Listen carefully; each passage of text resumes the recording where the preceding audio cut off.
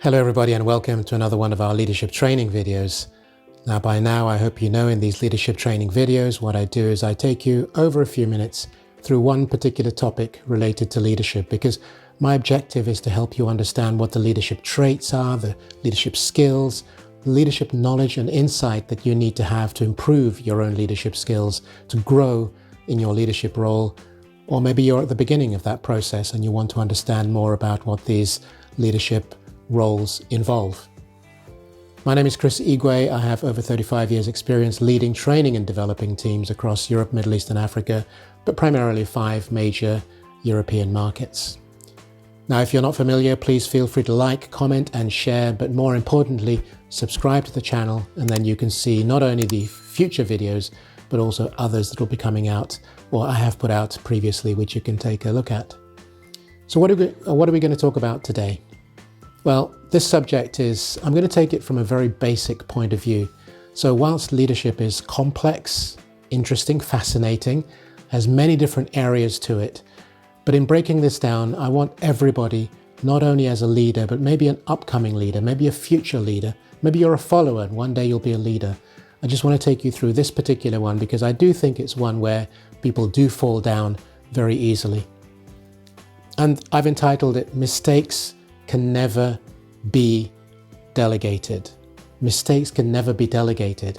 You see, as a leader, it's important that we understand that leadership involves responsibility. Responsibility and leadership, they're both united in an inextricable way. So you can't delegate mistakes. However, let's explore a little bit around the mistakes that can be made. So I guess one of the main errors that are made when it comes to mistakes that you do make is, firstly, you have an inclination, because it's sort of human nature, is to blame others. You blame others for a mistake, an error that was caused, or something that was done which shouldn't have been done. You may even avoid the issue. You think, well, let's pretend it didn't happen. So let's avoid the issue. So these are all elements of mistakes which you make, which are further mistakes, as you can imagine. You defer the mistake itself. You decide to kick the can down the road, as it were. Imagine that, or push it under the rug. Imagine that it will never get seen, never get discovered. Clearly, it depends on what kind of a mistake we are talking about. One of the very significant ones, of course, is we make excuses. So once that mistake has come out, if you're not blaming others and they know that it's you, whoever they might be, could be your boss, it could be the rest of the team, it could be the client, it could be the shareholders, then you start making excuses. The reason why that mistake happened, or the reason why you didn't anticipate it as the leader. Like I said, you hide the mistake. Maybe you push it under the rug. Maybe there's an email, a document that should have been seen, should have been discussed, should have been put before the board or before the management team or in front of your own team, and you decide you want to hide it. So these are some of the initial common errors, and I'd like you to just take a few minutes to identify yourself maybe within some of these, because I know that I haven't made necessarily any of these, but there's been a temptation to do so. And depending on the situation and the risk that you may be facing, you may want to move towards some of these. So I'm suggesting that these are the common errors, and therefore as errors, you shouldn't make them. Because what are the consequences of you deciding to behave in a particular way? Well, again, here are just a few. There may be others that you can think of. The first is the consequences are eventually, or maybe straight away, you will be discovered. It will be discovered. Whatever that mistake is or the error is, it could be a financial error, it could be a strategic error, it could be an error in not passing on information at a particular time, it could be an error in terms of a phone call that you made to the wrong person or making the wrong discussion, or it could be something confidential that you shared which you shouldn't have shared. All these things are mistakes, these are errors. So it could be there's a discovery at some stage in the future. It could equally be once those issues are identified, your position as a leader could be weakened because there's a credibility on the line. If you know leadership and credibility, just like leadership and responsibility, go absolutely hand in hand. So your position gets weakened, you get undermined. Clearly, this is a big one. You lose respect. And if you're like me, respect is one of the most important and foundational elements of leadership. I did a leadership training video a little bit back, a few months ago, which was to ask the question, do you want to be liked or respected? Which do you want? We, in general, as human beings, we want both. We want to be liked and respected. But I would always go personally for being respected.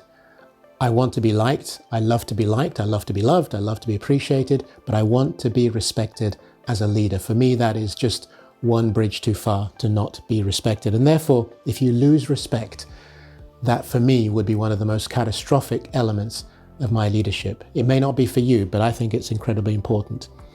Of course, if your behavior is consistent, that you continue to make mistakes and blame others, or behave in a manner that is not professional, or whatever it happens to be, you will then lose staff. Your team will feel that they can't respect you anymore. Your position is weakened. They've discovered that you were lying, not telling the truth, not being complete with the truth, and they would start leaving because they want someone who they can trust and rely on. And then, of course, equally dramatic, it could be that you are demoted once that discovery comes out. So no longer wherever you are or want to be, you get pushed down. Or it could be even that promotion, I could have put this here, I guess, promotion is deferred. So instead of you coming up for promotion, let's say in the next annual cycle or whatever it happens to be, you will then be deferred for promotion, let alone demotion. And of course, the ultimate consequence could be, depending on the circumstance and the gravity of your mistake and your errors, it could be termination.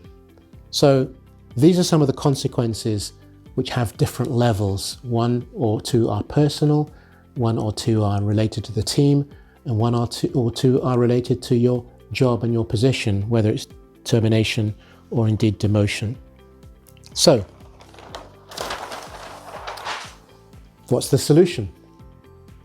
Now, I hope that you will understand this is not rocket science. However, it's very difficult for people to do it. I've seen it time and time again, whether in my own team, where I've given individuals the chance to grow and become leaders or have opportunities, even just to manage.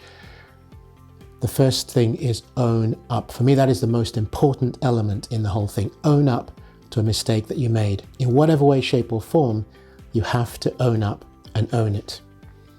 You also, as a result of that, clearly have to tell the truth. What happened? What were the circumstances? Not excuses. We're not talking about excuses here. We're talking about you explaining yourself to your team, to the client, to your shareholders, to the board, to your boss, whoever it happens to be. You have to tell the truth about what happened, why it happened, in order that people understand and can embrace it. And then here's a question that I want to leave you with. I can't answer this and I won't answer it for you, but I think it's important that when you think about how you approach the mistakes that you've made, you have to ask yourself, what is the worst thing that can happen to you? What's the worst thing that can happen to you? Now, inevitably, you could say, well, termination. Okay, but is that the end of the world? How good a leader are you? What opportunities are there for you to grow somewhere else, in another company, another team, another department, another region? So termination may not be as bad as you think it is. Okay, there are some emotional, psychological issues. I get that. I'm not taking that away. But you have to ask yourself, what is the worst that can happen? Assuming it's not termination, but assuming you are discovered, they know what you've done. Then if you've explained yourself, explained the situation, yes, you'll take a hit, an emotional hit. You'll take a feeling of, I should have done better. If you're like me, I should have done better always. But what's the worst that can happen to you? So that's a key question when you're looking at this issue of the mistakes or errors that you make. Because the most important thing, like I said at the beginning, is that you can't delegate these. That's the privilege of being a leader. That's the privilege of rank, if you like. As the top man or woman, you are the one who is leading this team. You have to lead it by example. And if a mistake is made or an error of whatever sort, financial, strategic, judgment, character, hiring, team members, whatever it happens to be, if there is a mistake, own up to it. It is yours because you have this role in this position, and it cannot and should not be delegated. I hope this has given you some insight and thoughts into your own leadership style issues that you have to deal with. Feel free to like, comment and share, and as I said, please subscribe to the channel so you know when other videos are becoming available. But whatever you do, own your leadership, own your responsibility. It's yours to grow and develop. So until the next time, thank you.